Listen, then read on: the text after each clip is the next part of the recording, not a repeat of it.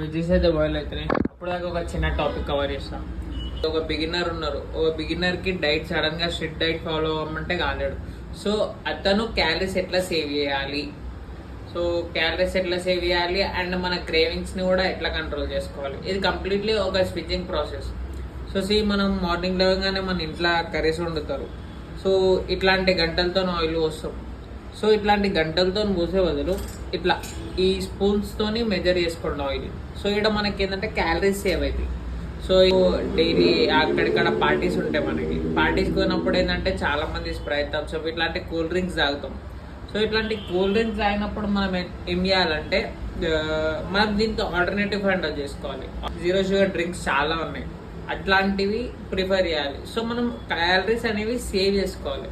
ఇంకోటి last one of the final tip ఏంటంటే ప్రతి మీల్ తర్వాత ఒక 20 minutes అయితే వాక్ చేయడానికి ట్రై అయ్యి, అప్పుడనే ఫ్యాట్ లాస్ అనేది ఇంకా కొంచెం బెటర్ అవుతుంది. సో నువ్వు కంప్లీట్గా స్ట్రిక్ట్గా కావాలి ఫ్యాట్ లాస్ అంటే మాత్రం నీ డైట్లో ఇదైతే కంపల్సరీ ఉండాలి.